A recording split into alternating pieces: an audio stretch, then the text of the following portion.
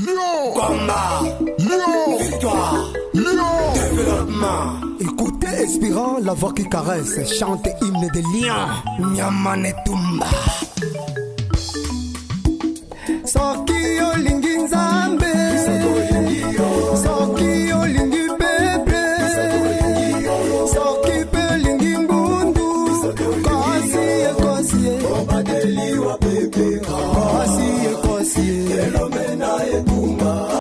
Mbotepe pourquoi elamu bande kovalandi ya peuple mokonzi bozolanda biso na Nord Kivu, bozolanda biso na Congo central, bozolanda biso na Chine, bozolanda biso na province ya Mongala, bozolanda biso na Goma, Kisangani, bozolanda biso na Chwapa, bozolanda biso na Chopo, bozolanda biso de partout. Mbote na Benu, hein, lokwa batu ya Congo central walwala. Jambo sana baswahili bandeko balandi o bazwa posa ya Olanda peuple mokonzi to ye lisusu liboso na bino na 4 ya émission peuple mokonzi balele kitolobela ki makambo tali écosystème et biodiversité na lokota ya lifalase. Alors bala o tozo lobela na lokota ngala parce que ne boyebi à chaque fois tolobela ka émission na biso na français na pe lingala pour na meilleure compréhension na ba téléspectateur na biso pe ba auditeur na biso na zali longo na mona mboka honorable Crispin Ngundu Malengo, initiateur ya émission peuple mokonzi pe invité d'honneur honorable Crispin mbote mingi mama Rebecca mbote na bino baso boze kolanda biso ba Crispin ba pesa mbote na Kikongo ndeni mbote na beno mbote na beno ebo na Chiluba Betwa wana zero fois la biso na Chiluba balobani Betwab, Bimpa, voilà. Merci beaucoup, honorable Crispin. Merci également à nos fidèles téléspectateurs. Dans le vidéo, Tozo Lobana Lokota ya Lingala. Honorable Crispin, Tozo Lobela Marambostali écosystème et biodiversité. Dans l'émission passée, Tolobela Kiamona Lokota ya Difalase. Skoyo tolobi tolobelango na lokota ya lingala pour na meilleure compréhension na ba téléspectateurs na biso pe ba auditeur au baza au fafon balandaka yo baza amoureux et amoureuse ya peuple mokonzi. Honorable Crispin, pour nani choix na yo porter yango sur biodiversité, donc écosystème et biodiversité, et est-ce que ça na moi boyo kanimoko rapport entre peuple mokonzi na écosystème et biodiversité? Oui, bandeko bokolimbi sapote malobana mibale écosystème pe biodiversité tokolimbola yango mais tokozongela yango kana français po ezali maloba moko technique lokwa te moyen to traduire yango directement na lingala kozate mais tokolimbola bino bokotongolo malamu pona nini tozwi nini Sije wana tango tolobela ki makambo etali environnement mbalo esilaki pe développement durable bandeko basenga ki biso te tozongela parce que mona kati wana tolobela ki makambo écosystème pe biodiversité bandeko basenga ki biso tozongela yango po te tolimbola ote batongolo malamu ya liboso yango wana yango moni tozongeli yango ya mibale lelo na mokili mobimba ba réunion minene zo salema oyo bazolobela makambo ya écosystème pe biodiversité bolimbisa te na kolimbola ngo nesima bongo ba réunion wana lokwa te zeli kamoko eze na litomba monene lelo na mokili mobimba yango zo mono te bato bazokutana bazo signer ba accord sur le plan mondial na mokili mobimba pona koluka ba solution na makambo donc ezeli kamoko esengeli makasi yango moni ke biso peuple mokonzi lokwa toluka kopesa ba solution pe kolimbolela bato makambo nini eze ya makasi lelo we singete peuple akeba na yango pona bomoi na ye yango moni tolobeli yango ya misato ezete likambo ya biodiversité na écosystème esengeli ekota na kati ya masolo ya mboka na kati ya masolo na kati ya parlement na kati ya gouvernement na kati na ba mboka na biso pote bato babanda kokeba na zinga na biso soki tokebi te biso mo tozo komiboma malembe yango tolobi éco-philosophie lokola te réflexion approfondie sur makambo tali zinga il faut salema na éco-politique ba politicien bazwa likambo yango na maboko ona kokeba te lobi na biso ebeba te ndenge tozo salela mokili lelo pe na suka tozongeli likambo wana mpona koloba te likambo ya kobebisa zinga na biso, kobebisa zamba, kobebisa mai, kobebisa mopepe esengeli te etiama na lokola infraction bato bazwa bitumbu baosala makambo wana po te babanga po te esunga te makambo wana ya mabe esalema lisusu te. Voilà pourquoi tondimi kolobela makambo wana ya écosystème pe biodiversité mpona baraison nauti koyebisa wana. Merci beaucoup, honorable Crispin. Oui. Différence nini ou soit bokeseni neza entre écosystème et na biodiversité, bien que tu aies dit ça ba mot français. Na komeka kolimbola pe bande ko bakotongolo. Écosystème ezali nyonso oyo ezingi bomoi. Bomoi ezaka moto te, hein? Ouais. Bomoi nyonso ezena bomoi. Na kati na ezena bomoi wana ezali nyama ike ezali zamba ezali banyama ezena kati ya zamba ezali mbisi na kati na mai ezali ndeke kasi ezepe moto. Bongo écosystème ezali esika oyo biloko wana nyonso ezali. Okay. Pe bomoi lokwa te interaction ezena kati wana makambo mazoleka na kati ya oyo nyonso ezena bomoi na esika oyo yango efandi yango to dobengi yango écosystème. Pote bomoi bozala esengeli te esika oyo bomoi bosengeli bozala ezala pe na sima yango pe bomoi bozala pe na kati wana makambo ndenge na ndenge bazokoleka na kati wana oyo ezana bomoi esengeli lia ainsi de suite. Donc yango nde osala ke bomoi bozala yango nde tobengi écosystème. Na kati wana maloba mabale mazena tina maloba masato na koyi koloba liloba ya liboso na terme technique babinga yango biocénose eli koloba nyonso ezena bomoi. Ya mibale biotope eli koloba esika oyo ezena bomoi efandi ekozala mai ekozala mabele ekozala zamba tout ça nyonso wana biotope. Pe na suka liloba ya suka oyo esengeli mingi ezali interaction lokwa te ndenge nini oyo ezena bomoi na esika yango efandi makambo nini mazoleka na kati wana boyokani nini bozali wana po te bomoi bokoba kozala. Okay. Voilà, wana ezali côté ya écosystème. Bongo biodiversité elingi koloba simplement bokeseni wana na kati na nyonso ezena bomoi. Biloko ndenge na ndenge ezena bomoi mosu pe tomona yango na miso te. Soto lobi eloko lokola microbe. Microbe ezena bomoi mais komona yango na miso te. Ezena oyo ezomonana ezena oyo ezomonana te. Ezena banyama mike eze kotambola ezana zamba na mabele na mai yango pe ezena kati ya biloko ya bomoi. Tolongo wana tokomi na zamba. Zamba pe nzete nyonso ezena bomoi. Ezala ya mike ezala ya minene ndenge nyonso ezena bomoi.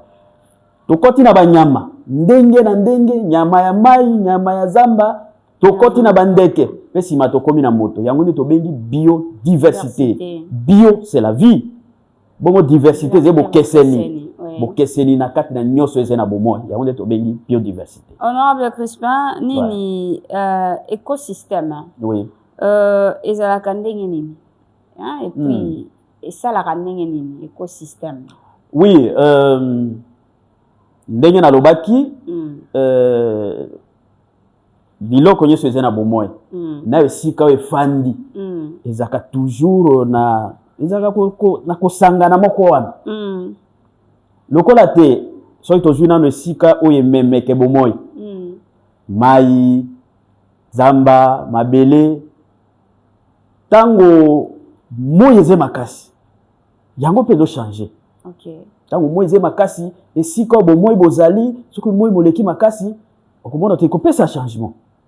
Soki bambula eleki ebayi na banyama mosusu bakokaka mbula te ekotisi bango mobulu, c'est-à-dire bongwana na kati ya écosystème ezouta na makambo wana ezouta ngambo ya biotope lokola te ngambo ya biloko oyo esika bomoi efandi soki changement ya température eze makasi soki mwinda changer makasi soki mbula ezobeta makasi soki biloko ya kolia eze susu te soki pe pression lokola te mosala ya moto ezokota makasi na zamba na mai to pe intervention ya moto ekosala te biloko ya bomoi pe ekota na mobulu biloko wana ekoki soit ko luka komi adapter ndenge esiko yango efande do changer mingi soko pe koki komi adapter te koki kokufa to pe koki kokima ekoki ko se déplacer pona okende esika mosusu lokola il y a toujours un mouvement dans l'écosystème.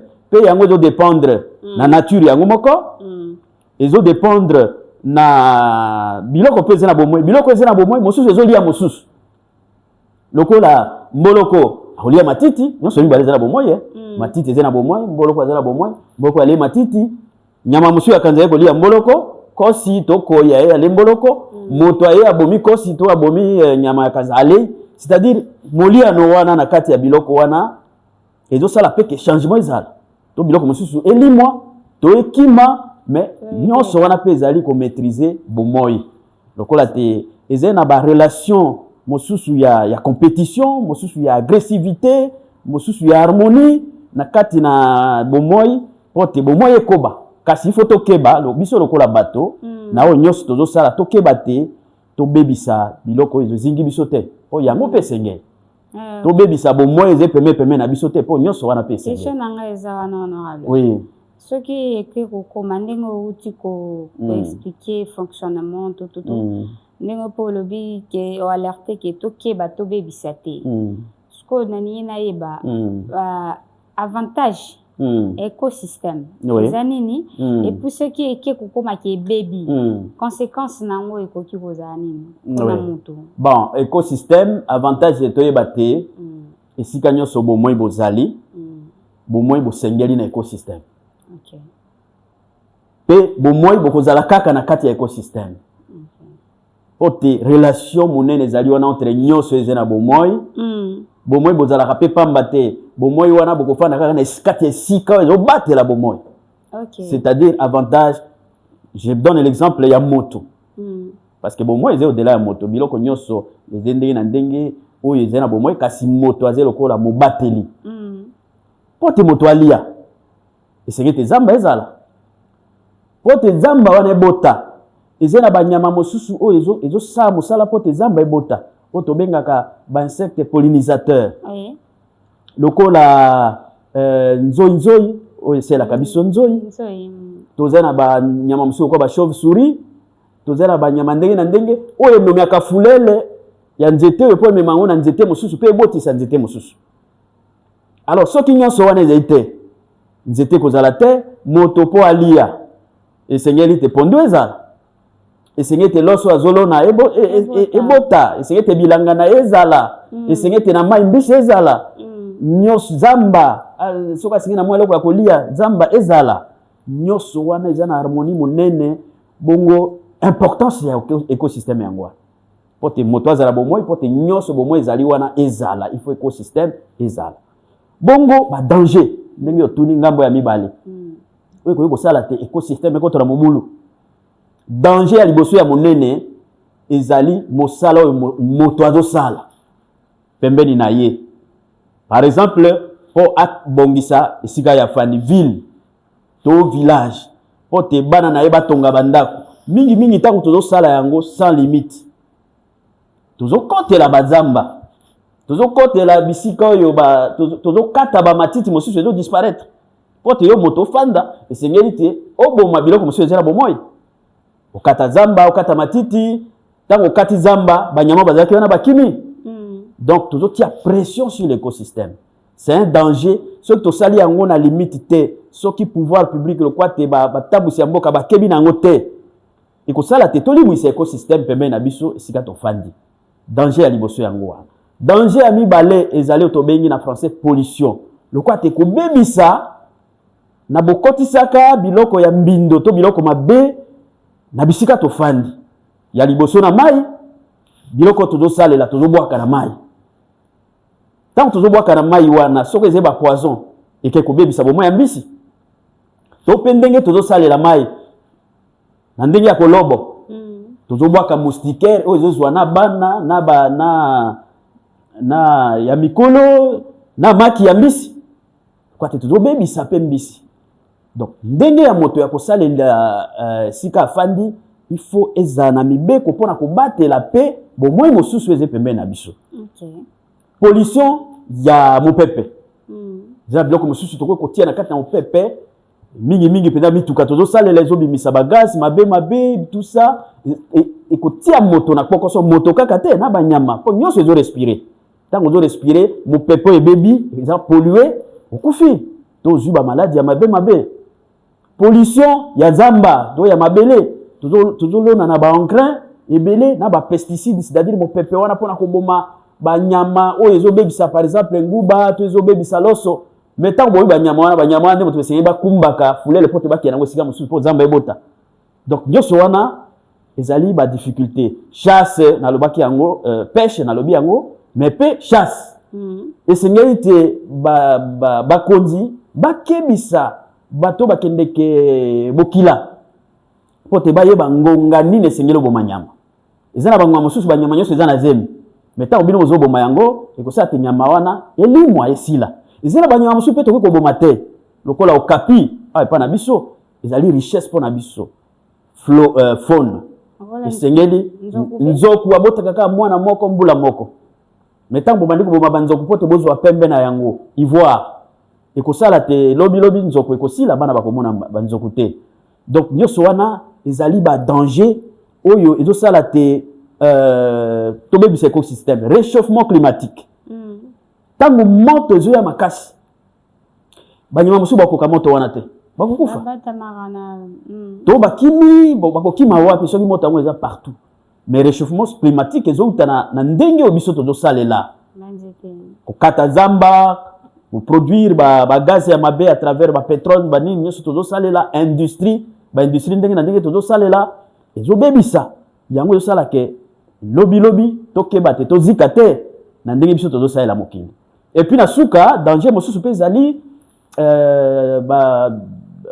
biloko mosusu ekotoko mpona kodétruire tozokotisa yango mosusu volontairement to involontairement ekokozala plante oye na molona moko lona mais oyebi te ke lobi ekopanzala mpe koboma milona nyonso eze wana poti yango erécupérer espace wana mobile babenga yango baplante oyo eza na possibilité ya konvahir esika to mpe nyama yo ye nona bokolo mwa ndambo ya banyoka awa babokolo konyoka nyoka akomi koboma banyama mosusu abomi mpe yo moko babotani bakomi ebele bato nyonso bakimi banyama nyonso ekimi donc moto il faut akeba na badanger wana nyonso po te baécosystème eza malamu biso toza malamu kasi biloko mosusu eza mpe na bomoi eza malamu pembe na biso. Honorable Crispin, mpona kobatela écosystème ozo conseiller vraiment tosala nini po écosystème ezala protégé et mpona koyoka yo est ce que yo okomi siko kopekisa bato bakata banzete te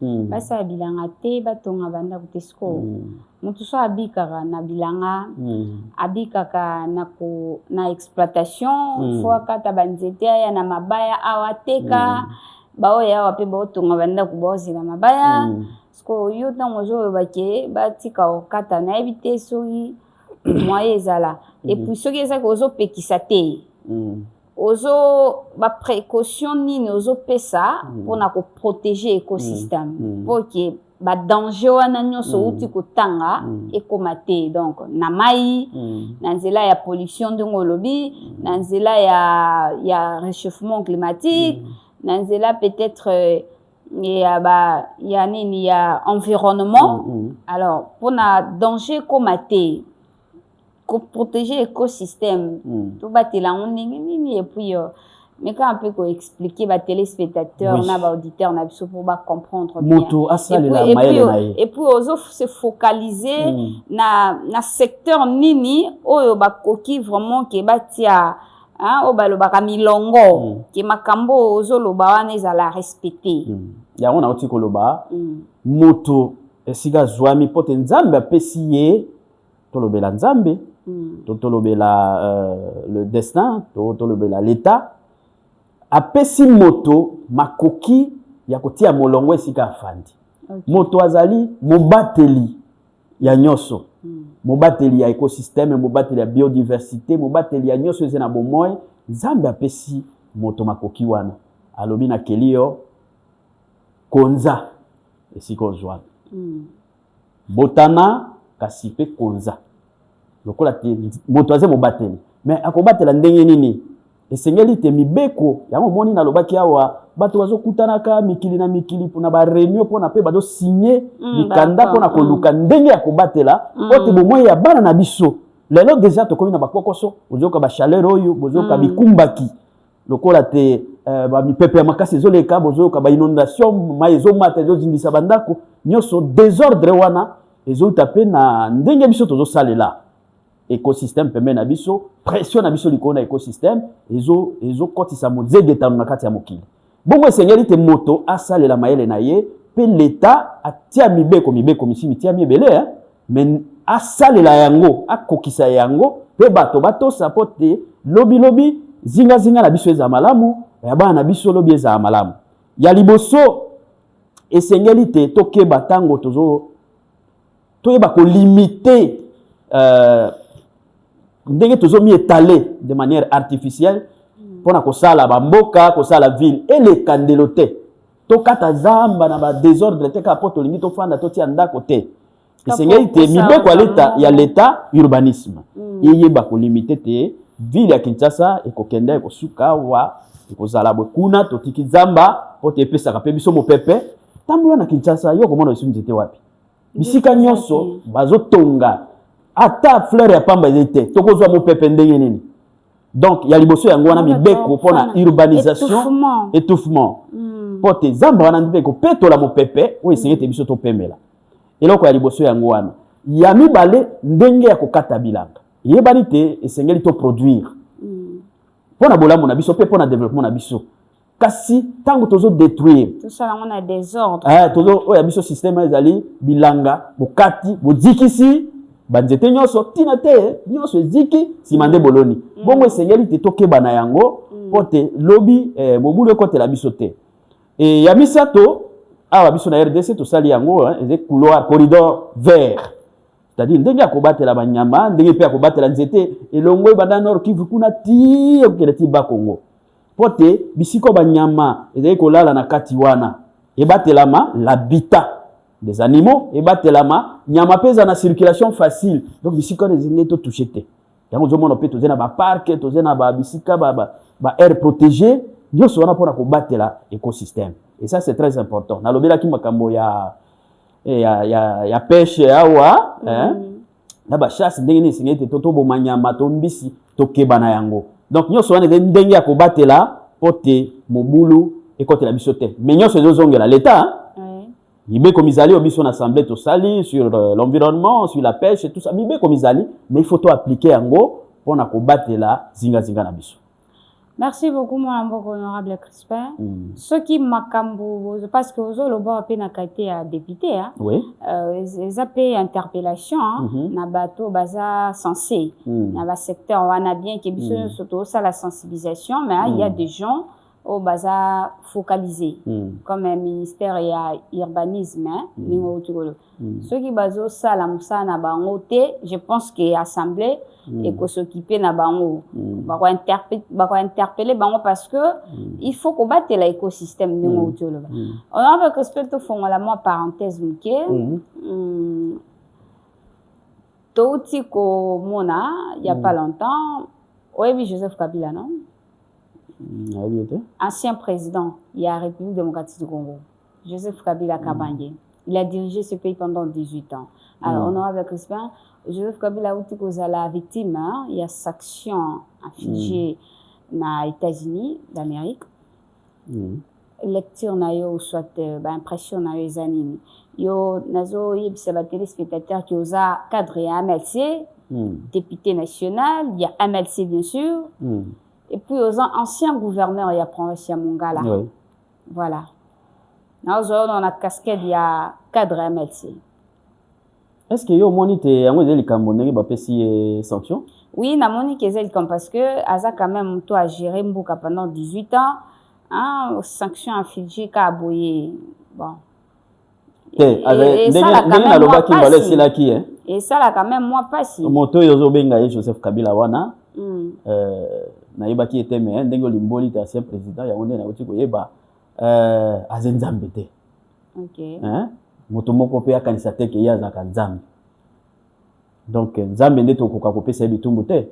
So ka ze moto constitution na biso mibeko na biso ya mboka moto moko te azeli kolo ya mobeko. OK. Alors mbeba ebele onde ko wana asali awa. Asali mbeba ebele. Ebele oyo yo yebi. pour mo pande sango bato nyoso bazoyoka biso bayebi na kati ya mboka oyo soki lelo Congo ezobundaka yo imaginer est-ce bambe bamsunga na ebite yo koki kondima te Rwanda tala carte ya Afrique Rwanda moi loko moi pays mokeba ils ont malmené Congo est-ce que yo okanisi kezali oui bien sûr parce que ils ont un travail aussi salema pona na lobaka ngwa impuissancisé et ça la travail en Joseph Kabila azali élément moteur na kati ya mosalo wana o ba Rwandais basali bakoto awa na kati na mboka na biso yebita ke tozaka na chef d'état major général ya armée wazaki Rwandais tozaki na ba kombo ba Bugera banani tout ça bazaki awa tout ça ils ont pris le pays ici maintenant ya ki na ba nani voilà bongo simana yango dans la même lignée Joseph Kabila koti wana et puis atiami wana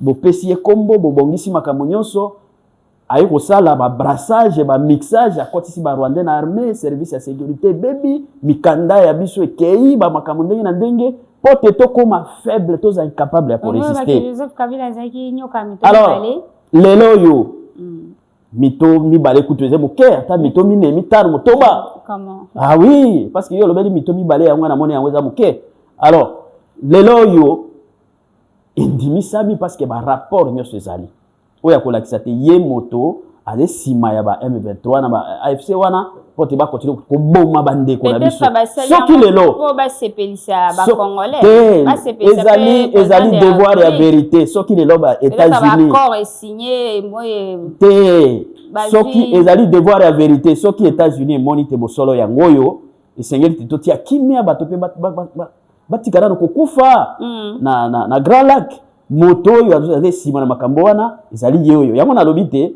basuka na Joseph Kabila te kasi bakende tie pa ya moto ya osala makambo wana bandakala ezali nde Kagame ye pe azwa ba sanction pe na sepeli quand même na moni bozola d'information président de la République autaki Uganda a signé ba accord na Uganda donc petit à petit bako isoler Kagame Rwanda kozala isolé parce que yango nde zotia bobulu na Grand Lac il faut tous avoir bon contact na ba Uganda na ba pays nyonso limitrophes et puis to évoluer mais surtout tous a toujours prêt pour la guerre na zeko lobango mbana mbala parce que bitumba na biso na bango et aussi la beso qui te démontrer force na biso et avec ça to ko dissuader ba musunyo so ba na posa ya koya kaka ko tumola tant ba nomo to de faible ba tu mutunyo so koya kaka ko lingisa yo mais tant ba yebi ko ko makasi mutu moko ta koya susu ko déranger c'est ça la vision RDC signé comme Yango, c'est ça l'objectif au secrétaire Zanango. Lobby un pays fort avec une armée forte, bison assemblée topé ça ba moyen koki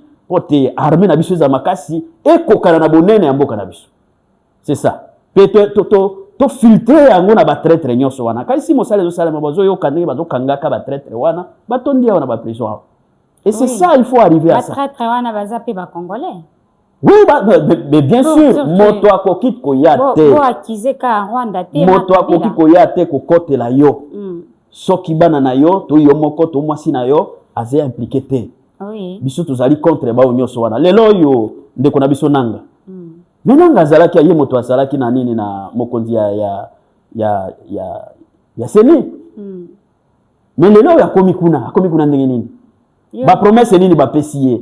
Pote lelo yemo kwa zala témoin ya bato yo bazo boma pe yemo kwa zo boma bande kuna. Vous trouvez ça normal?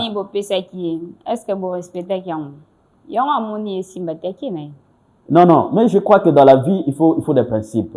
OK. Il faut ba principe ezala quel que soit ba kokoso o ndenge biso to ba biso ba kosi ya. Kosi ali ya matiti te. Ata la linzala ko li ya matiti te. Mo ba kenanga akosi te.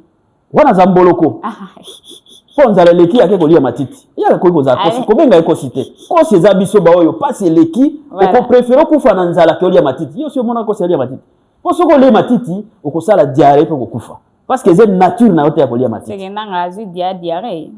Suka bo mona ndenge ko suka. Ouais, honorable Crispin, na ngina peso maloba suka. Honorable Crispin, so Joseph Kabila oyo kilelo ki président ancien Joseph Kabila, ancien président. Mais je benga pe na kombo na yete. Oh wana zolo ba na zo ba malamu te. Kombo na mais to lo baboye yo lo bi olingo lo bateli soko yo kite. Nani na babo soko yo kite ancien président ya République démocratique du Congo. Wa zaki liboso ya président Joseph Kabila Kabange. So akufi lelo o lele te.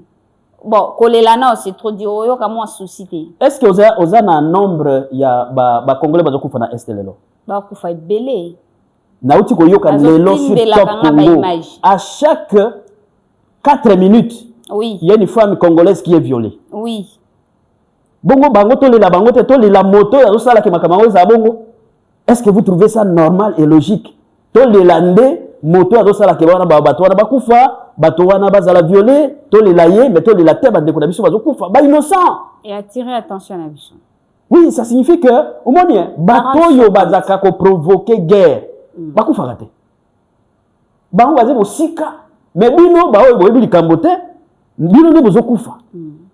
Et puis, Nasuka Baké pour se réconcilier, et puis, c'est ça le drame.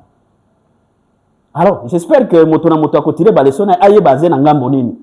Yo zali Congolais, aux allez Ngambo ya ba traître aux obomisa bande konayo, ou bien aux allez étrangers, aux obomisa da Congo, mais makile ils ont gagné toujours, hein. Karma ils akak. Boka s'attend que les lois sont que aux makasi aux arrêtements, makasi botala na mokili. Puissance ya liboso. Ezaki banani première puissance mais lelo comment banani lelo bo bazala première puissance baza wapi la roue tourne boka s'attend que RDC vous allez kaka boy et les choses avec le président Fachi makambe ban ezo se confirmer puis lelo sur le plan international bato babandi ko sentir que oui la RDC se redresse et si lui ko kena biso nyoso yango voilà. Moi, j'ai retenu comme le karma existe. Oui. Donc, ça makila ba congolais lelo, ke lobby makila na ba on peut ko tanga. Oui. Et c'est comme ça. On va pas lilo ba suka avant to boucler émission na biso. Est-ce que ba téléspectateur na ba linga yo makasi na ba auditeur tant ba yo rayo. Nayebaka po nayokaka batindela yo ba message ndenge bazobenga bazotinda ba message soko eleki mwa moke bazo réclamer pesa biso émission ya sika et zosanga malamu parce que na mokili za mokuse hein bomoi ya moto za mokuse bongo leka tika ba trace ya malamu. OK sunga mboka na yo po tozo leka lobi boko yoka ke mbundu malengo azate akei alande sika batata na bakenda ça va arriver mais to sala oto weko sala lilo basuka zete kosi ya munene kwa zai mwana ya mai mopepe mabele pe moto azo senga na bino baso to défendre mboka na biso kino suka ndima to tangisa makila na yo pona mboka na yo ke otangisa makila ya bande ko na yo pozwa mo eloko te wana za mabe pe ko sukela o mabe wana ya liboso ya mibale to batela zinga na biso bosoto ata na Kinshasa wa ozotambola yo kasolo partout ngungi partout ilangi partout mais moto na moto azwa pe responsabilité na ye na ko moto mo azoloba ozomona ndako moko baba mibali kitoko bazobima balati kitoko mais tala sika bafandi tala liboso ya ndako tala kati ya ndako non je pense que c'est une culture oyo Seigneur c'est imprimé en on a ba misala ya sensibilisation bino bato na presse politique tout ça ba religieux tozote ali lo banzambe bote apete bato baza propre po nzambe na biso nzambe baza kapeto 3 fois saint. OK biso peto za la propre bisika to fandi pote to vivre malamu nzambe akila biso poto za malamu pe bana na biso pe sima na mikolo to batela environnement écosystème pote bango pe ba ko kuta te biso to bebisi nyos bo baba na komilela na kombo na biso ke to bebiseli bango mboka moye bafanda ezalité. Voilà, na beaucoup c'est merci beaucoup tobatela environnement tobatela écosystème parce que ba danger eza ba conséquences eza ce qui écosystème eza protégé et ba conséquences wana ekoki kozala na ndenge mabe ekozwa yo te mémoire na yo ba famille na yo alors c'est obligatoire hein, si je peux dire ya kobatela écosystème kozela te bayaka baloba na yo moni oyo sali boetika boy non prenez conscience et éveil des consciences. Merci beaucoup. Naba téléspectateurs, nabiso naba auditeurs, au bazala qui tellement éveillé pour na Rolanda peuple mokonti ya mokolona lelo. Tokutani nambaleza ko ya pena même heure. Au revoir. Lion, combat, Lion, victoire, Lion, développement. Écoutez Espérant, la voix qui caresse, chante hymne de lion. Nyamane Tumba. soki olingi nzambe soki olingi pepe soki pe olingi mbundu kosie obadeliwa pepe